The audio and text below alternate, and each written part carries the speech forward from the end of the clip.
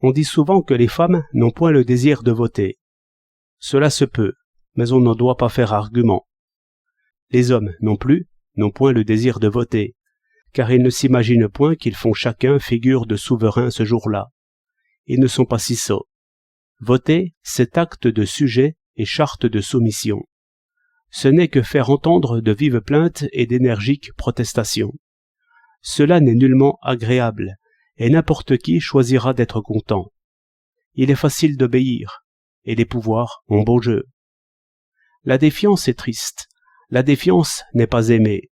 Au contraire, la confiance est le principal bienfait que l'on attend d'un gouvernement. C'est pourquoi, dès que les affaires vont passablement et qu'il n'y a point menace de guerre, les hommes cessent de voter, soit qu'ils s'abstiennent, soit qu'ils donnent blanc-seing au pouvoir. Pareillement, quand tout va très mal, quand on imagine un danger prochain et inévitable, la confiance est élevée à force de bras comme une arme. C'est le temps de l'impuissance pour le citoyen, après le temps de l'insouciance. Ainsi, tout va par défaite du peuple et triomphe du peuple, une période préparant l'autre. Quand les pouvoirs sont muselés, le peuple s'endort. Les pouvoirs alors se reprennent et s'étendent. L'infatuation passe toute limite. D'étranges maximes reviennent, sans l'excuse des nécessités. C'est le moment où le citoyen se réveille et comprend que le moment est venu de voter sérieusement. Ces périodes sont rares et courtes. Il est évident que le métier d'opposant est désagréable et mal payé. Si la ruse et la prudence s'accordaient souvent avec l'ambition, la liberté perdrait toujours. L'affaire Dreyfus fut admirable par l'imprudence des pouvoirs. Mais ce beau triomphe ramena pour longtemps la ruse dans les conseils de l'État. L'humiliation de se mettre sous la protection du peuple et de reconnaître l'opinion comme suprême loi, ce fut toujours l'école des hommes d'État. La Révolution forma des politiques qui surent mentir, céder, frapper, selon le moment, comme Talleyrand, Fouché et même Napoléon.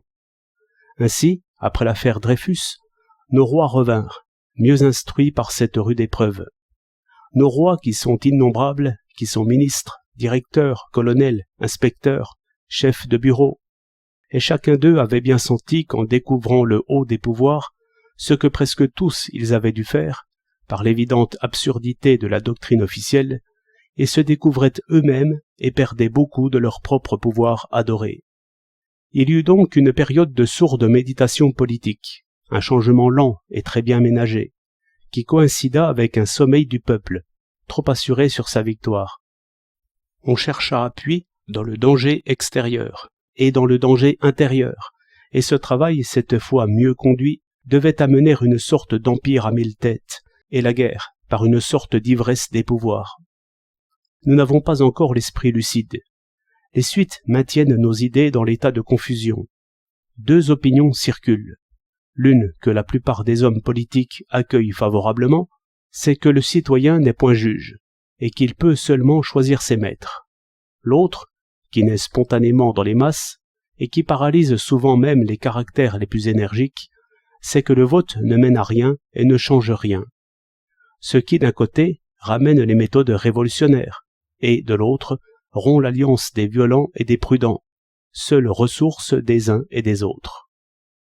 Où donc la sagesse? À comprendre, d'après ces coûteuses expériences, qu'il ne faut jamais s'endormir, mais au contraire, jouer continuellement et obstinément ce jeu ennuyeux des comités et des réunions publiques, afin d'éviter de plus grands maux. On dit, et ce sont les pouvoirs qui le disent, que la femme ne s'intéresse pas à l'agitation politique et que c'est très bien. Évidemment, c'est un ennui de moins pour les femmes, mais c'est un souci de moins aussi pour les pouvoirs, car l'indifférence où se trouvent les femmes est une des causes principales qui détournent l'homme de son pénible métier de citoyen pensant. Il n'est point dit que le vote des femmes changerait quelque chose dans l'opinion, et ce n'est peut-être pas cela qui importe. L'opinion est assez éclairée sur ce qu'elle veut et ne veut pas. Seulement, elle n'agit pas avec vigueur et confiance. La réforme électorale donnerait sans doute aux mêmes opinions comme un sang nouveau. C'est pourquoi j'appelle les femmes au secours, et je ne demande pas si cela leur plaît.